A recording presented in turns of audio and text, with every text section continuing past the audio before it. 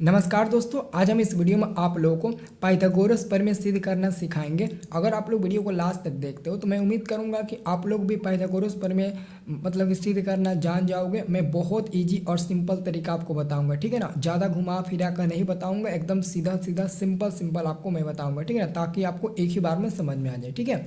तो देखिए, जो पाइथागोरस प्रमेय आपको सिद्ध करना होता है ना, तो सबसे पहले आपको एक क्वेश्चन दिया रहता है। वो क्वेश्चन ये रहता है कि किसी समकोण त्रिभुज में एक भुजा का वर्ग अन्य दो भुजाओं के वर्ग के योग के बराबर होता है, यही आपको सिद्ध करना है। क्या आपको सिद्ध करना है? जैसे सपोज यहाँ पर फिगर पहले एक बार समझ लीजिए, अलग से एक फिगर समझ लीजिए।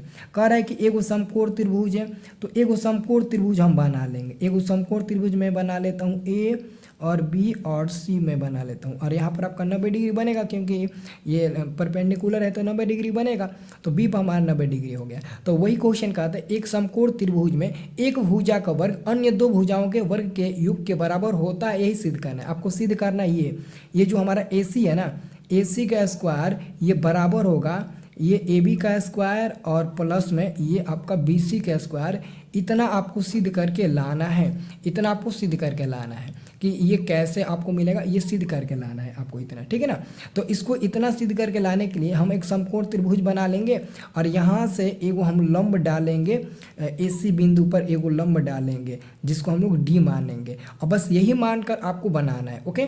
तो सबसे पहले यहाँ पर देखिए, आपका ये क्वेश्चन हो गया, ओके, ये क्वेश्चन हो गया। और क्वेश्चन के बाद आप सबसे पहले एक बढ़िया सा आप लोग एक फिगर बना लेना। जैसे कि मैंने एगो समकोण त्रिभुज बना लिया, ए बी सी समकोण त्रिभुज बना लिया। सबको पता है कि कोण बी हमारा क्या है, तो 90 डिग्री है। तो कोण बी पर हमारा 90 डिग्री बनेगा, यानी कि 90 डिग्री बनेगा। अब यहाँ से मैंने एगो रचना किया, एगो मैंने क्या किया, रचना किया। क्या रचना किया, तो बी डी जो है ना वो लंब मैंने ए सी पर ले लिया, ए सी पर लंब ले लिया, ठीक है ना। तो आप लोगों को यहाँ से एगो लंब ले लेना है, रचना कर लेना है, रचना करके एगो लंब ले लेना है डी पर। ए सी जो हमारा भुजा है ना, ए सी भुजा के बीच में एगो लंब डी डाल लेना है। ये फिगर आप लोग बनाना, इससे मतलब कि ज़्यादा आपको फिगर नहीं बनाना है, बस यही फिगर बनाना, ओके। अब हम देखो कैसे सिद्ध करते हैं। हमारा दिया क्या है, तो पहले देखो दिया क्या है। दिया है क्या, दिया है, ध्यान से देखिएगा, दिया है त्रिभुज ए बी सी में हमारा पहले से दिया है। त्रिभुज ए बी सी में क्या दिया, त्रिभुज ए बी सी में आपको दिया गया है कोण बी बराबर 90 डिग्री। बस यही दिया है आपको, क्वेश्चन पढ़िएगा बढ़िया से। तो त्रिभुज ए बी सी आपका है और त्रिभुज ए बी सी में कोण बी आपका समकोण है, बस इतना ही दिया है। अब जो हम रचना किए हैं, रचना में क्या किए हैं, रचना में यही किए हैं ना, जो बी डी है ना, जो बी डी है वो लंब हम लोग कर दिए किस पर, ये जो बी डी है वो किस पर लंब कर दिए हैं, तो ए सी जो भुजा है हम ए सी पर लंब कर दिए। किस पर लंब कर दिए, ए सी पर लंब कर दिए हैं। तो रचना में लिखेंगे, रचना में लिखेंगे बी डी लंब ए सी खींचा। क्या किया, तो मैंने खींच लिया, रचना में मैंने खींचा। तो आप लोग यहाँ पर लिख देना खींचा, हो गया। तो अब आपको सिद्ध क्या करना है, अब आपको सिद्ध करना है जो आपका ये ए सी का स्क्वायर है ना, जो आपका ये ए सी का स्क्वायर है ये बराबर आना चाहिए किसके, ये आपका ए बी का स्क्वायर, किसके, ए बी का स्क्वायर और प्लस में आपका ये बी सी के स्क्वायर के बराबर आना चाहिए, किसके, तो ये आपका बी सी के स्क्वायर के बराबर आना चाहिए। यही आपको सिद्ध करना है, बस इतना ही सिद्ध करके आपको लाना है, ओके।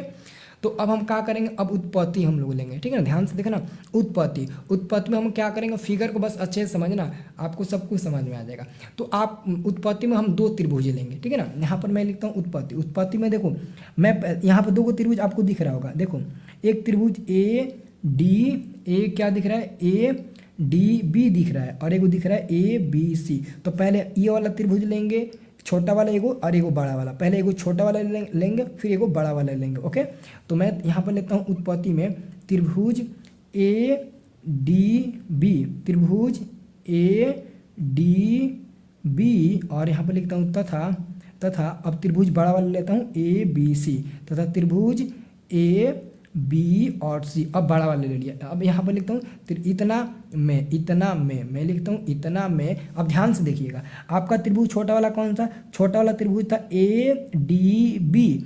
तो ए डी बी, तो डी पर क्या है आपका 90 डिग्री, और इधर बी पर क्या है तो 90 डिग्री है। तो ध्यान से देखिएगा, जो छोटा वाला त्रिभुज है वहाँ पर भी आपको डी पर 90 डिग्री है, और जो बड़ा वाला त्रिभुज है वहाँ पर भी आपको बी पर 90 डिग्री है। यानी कि जो आप ए डी बी लिए हैं ना, उसमें कोण जो डी है ना, कोण डी जो है वो बराबर किसके आ जाएगा, देखो ए डी बी में कोण बी है ना, कोण बी पर 90 डिग्री है, तो कोण डी पर 90 डिग्री है, तो कोण डी बराबर हो जाएगा। अब बड़ा वाला त्रिभुज देखिए ABC, तो बड़ा वाला त्रिभुज में जो कोण बी है ना, यहाँ पर भी 90 डिग्री है, तो ये हमारा बराबर हो जाएगा, ये हमारा बराबर हो जाएगा। और ये कितना है, तो 90 डिग्री दिया है, आपको पता ही होगा ये 90 डिग्री है। यानी कि छोटा वाला त्रिभुज और बड़ा वाला त्रिभुज में दो कोण मिल रहा है 90 डिग्री, एक कोण डी है और एक कोण बी है, इन दोनों का मान 90 डिग्री है, तो ये दोनों आपस में बराबर हो जाएगा, ये दोनों क्या हो जाएगा, आपस में बराबर हो जाएगा। इतना आप लोग लिख दो, इतना लिख दोगे ना। अब फिर देखो, जो हम छोटा वाला त्रिभुज लिए हैं ADB, तो इसमें भी ए आ रहा है, और जो बड़ा वाला त्रिभुज लेते हैं ABC, इसमें भी ए आ रहा है। मतलब कि छोटा वाला त्रिभुज में कोण ए जो है ना, कोण जो ए है वो बराबर आ जा रहा है कोण ए के बड़ा वाला त्रिभुज में भी। यानी कि दोनों में, छोटा वाला त्रिभुज हो या फिर बड़ा वाला त्रिभुज हो, दोनों में कोण ए आ रहा है। अब क्या लिखेंगे, कोण ए बराबर कोण ए, ये दोनों में उभयनिष्ठ है, तो यहाँ पर हम लिख देंगे, जबकि ये दोनों त्रिभुज उभयनिष्ठ है ना, तो यहाँ पर लिख देंगे उभयनिष्ठ, क्योंकि ये छोटा वाला त्रिभुज में भी मिल रहा है और बड़ा वाला त्रिभुज में भी मिल रहा है, तो हम लोग लिख देंगे, इसलिए कोण ए बराबर कोण ए उभयनिष्ठ है।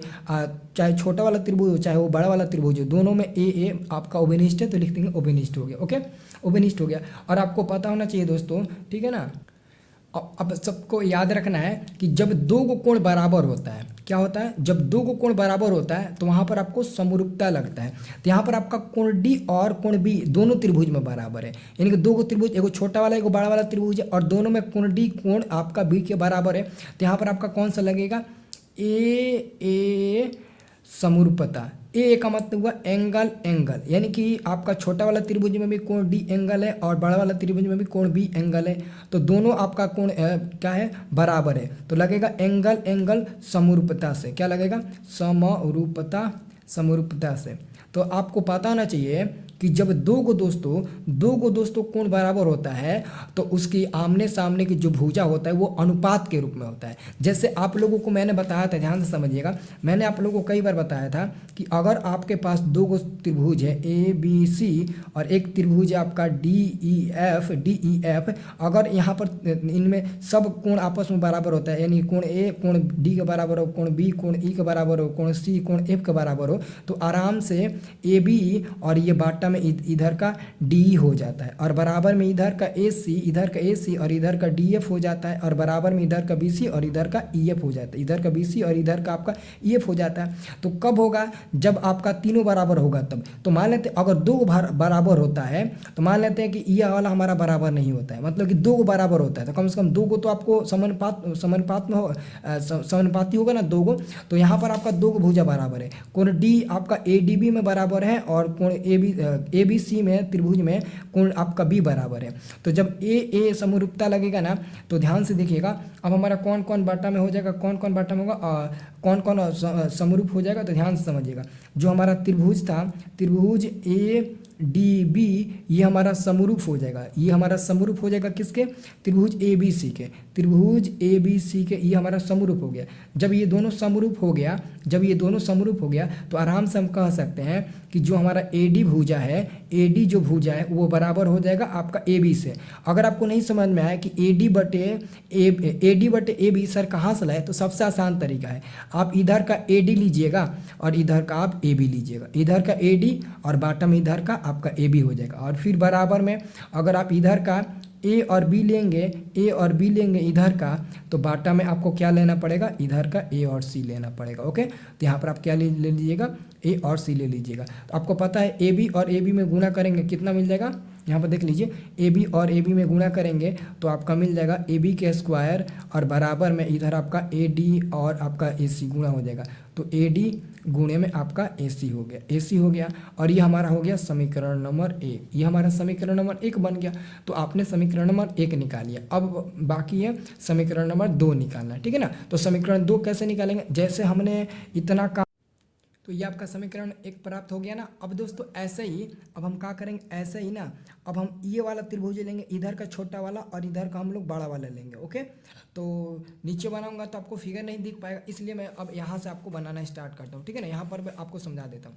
तो अब हम कौन सा त्रिभुज लेंगे, अब हम त्रिभुज लेंगे इधर का हम लोग त्रिभुज, इधर का छोटा वाला त्रिभुज कौन सा ले लेंगे, इधर का त्रिभुज ले लेंगे BDC। ध्यान से देखो, ये B और D और C ले लेंगे। अब यहाँ पर लेंगे पुनः यहाँ पर लिखेंगे पुनः, क्या लिखेंगे यहाँ पर लिखेंगे पुनः, पुनः त्रिभुज बी डी सी तथा त्रिभुज बी डी सी, यानी कि बी डी सी हो गया। अब बड़ा वाला फिर ले लेंगे त्रिभुज ए बी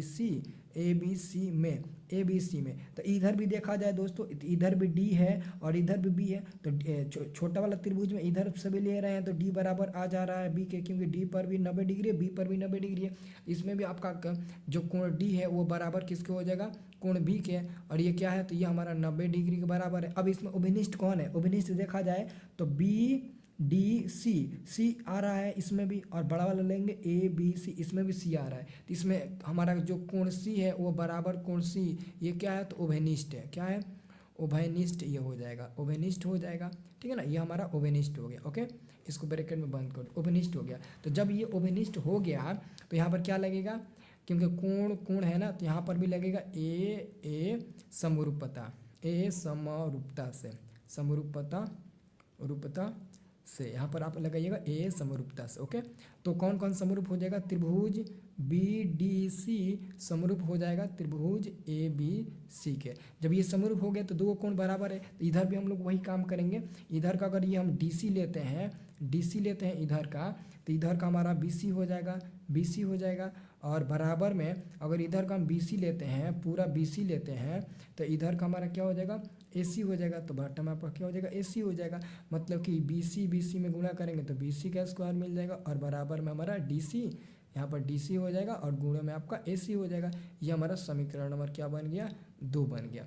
तो अब आपको क्या करना है, समीकरण 1 आपको क्या यहाँ पर मिला था ना, समीकरण 1 इतना मिला था और समीकरण 2 आपका इतना मिला। अब समीकरण 1 और 2 को जोड़ दीजिए। अब लास्ट में लिखिएगा, इसलिए यहाँ पर लिखिएगा, लास्ट में अब लिखिएगा, इसलिए समीकरण 1 + 2 से, यानी कि समीकरण 1 और 2 को जोड़ने पर, तो समीकरण 1 क्या है ध्यान से देखिए, तो यहाँ पर आपको बताना है समीकरण 1 क्या है बाबू, कहाँ गया, हाँ समीकरण 1 है ए बी के स्क्वायर बराबर क्या है, हमारा समीकरण 1 है ए बी के स्क्वायर, और हम क्या है समीकरण 1 है ना ए बी के स्क्वायर, तो इधर का LHS ए बी का स्क्वायर जोड़ेंगे और इधर हम ये बी सी जोड़ेंगे, क्या जोड़ेंगे प्लस में हम बी सी का स्क्वायर जोड़ेंगे, और बराबर में उधर का हमारा क्या था ए डी गुणे ए सी था ना, तो हम लिखेंगे ए डी गुणे ए सी, और इधर का हम लिखेंगे प्लस में डी सी और गुणे के ए सी लिखेंगे, ए सी लिख देंगे, ठीक है ना।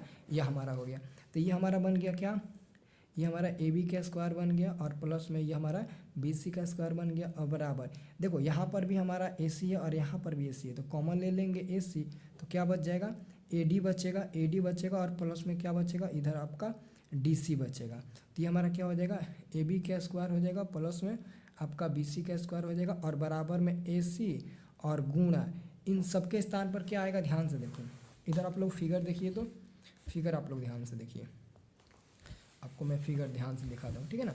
हमारा क्या है A D plus D C है ना, A D plus D C, figure देखिए A D plus D C E plus E, तो दोनों मिलकर पूरा हमारा ए सी बन जाएगा ना, यानी कि डी बी, यानी कि A D plus D C दोनों मिलकर ए सी बनेगा। तो यहाँ पर आपका ए डी प्लस ए सी, ये दोनों मिलकर क्या बन जाएगा ए सी बन जाएगा, तो इसके जगह पर ए सी लगा देंगे। तो अब हमारा क्या हो जाएगा, ये हमारा हो जाएगा ए बी का स्क्वायर, और प्लस में ये हमारा बी सी का स्क्वायर हो जाएगा, और बराबर में ये हमारा ए सी का स्क्वायर हो जाएगा। अब लास्ट में लिख दीजिएगा, इसलिए ए सी को पहले ला दीजिए, ए सी स्क्वायर बराबर में ए बी के स्क्वायर, और प्लस में आप रख दीजिए आप बी सी का स्क्वायर रख दीजिए, और यहाँ पर लिख दीजिएगा प्रूव्ड, यहाँ पर क्या लिख दीजिएगा, यहाँ पर आप लिख दीजिएगा प्रूव्ड, यानी कि ये आपका प्रूव्ड हो गया, नो प्रॉब्लम नो डाउट, पूरा आपका प्रूव्ड हो गया। तो पहले पूरा को आप लोग अच्छे से बना लेना, कहीं भी आप लोगों को दिक्कत नहीं होनी चाहिए। ओके।